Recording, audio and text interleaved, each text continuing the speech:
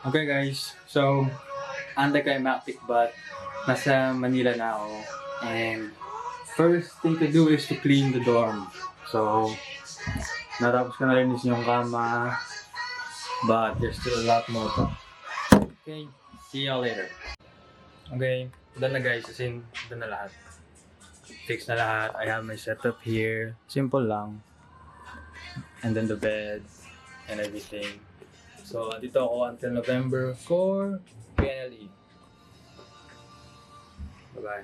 And my reading materials. Bye.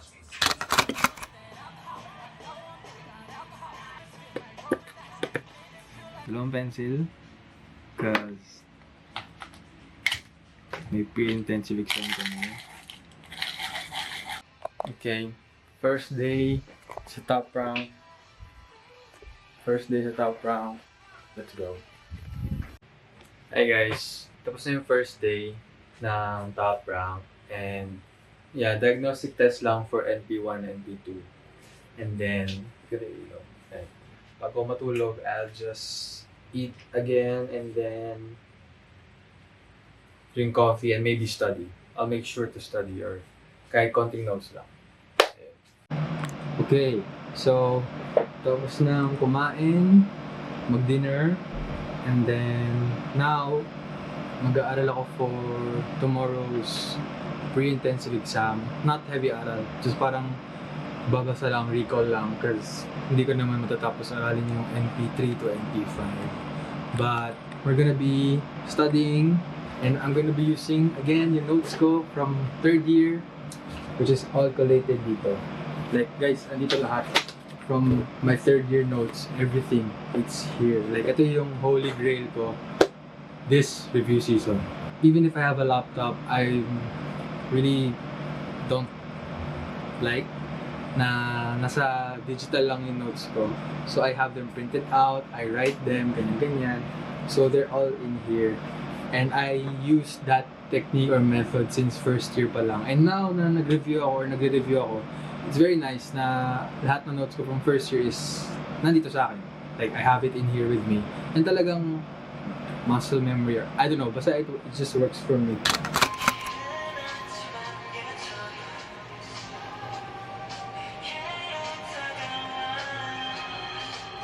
Okay, second day sa top rank. NP3 to NP5 pre-intensive exam. Okay, bye y'all. See y'all later. Hi guys, tapos na ang NP 1 to 5 ng pre-intensive exam.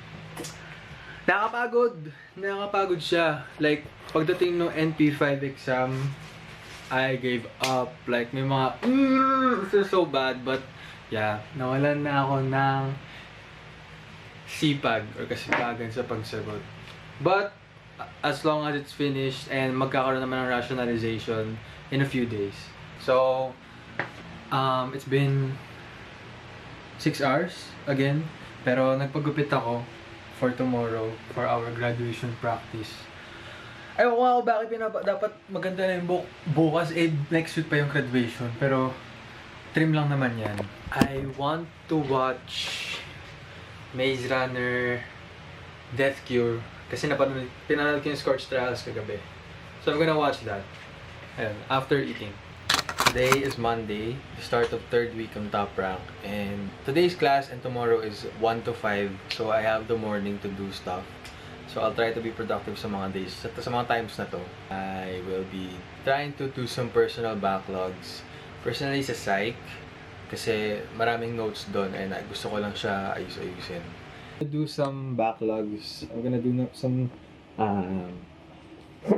notes for psych. And by the way, ang flow ng pagka self-review ko is since yung notes sa top rank, since may notes na sa top rank tapos or may handout sa top rank tapos may notes naman na ako, pinagsasama ko siya. So that takes time of parang me combining the notes together in one parang simple docs. Ganun.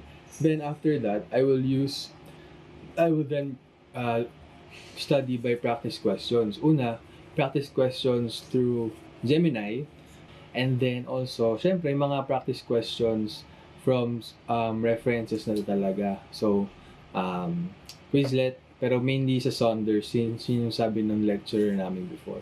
So now, nahihirapan lang ako na gawin siya kasi nga, mainly naninibago or what. Pero this time around, starting this week, gusto ko na talaga magpaka-productive since wala naman na akong parang responsibilities sa school pa. Last week kasi medyo, kasi bumalik pa ako sa school, nag-retire ng toga, pero may 1.5 naman. Pero, ayun nga. So now, I think wala naman na akong excuse for myself to actually not do yung plan ko. I have all of the reasons to actually do them. So, ayun. We're gonna do some notes for psych. Pero kasi dami niya eh. 4 na araw yun eh. Ganun. Pero ayun. We're gonna do that and then everything else, let's just see. Ayun. But I'm gonna eat first. At may construction sa labas. Okay. Okay, hello guys. Today's Monday, July 14. Start of the week. Pero to be honest, this week sa Top Rank is gonna be a lot of off weeks, asynchronous weeks.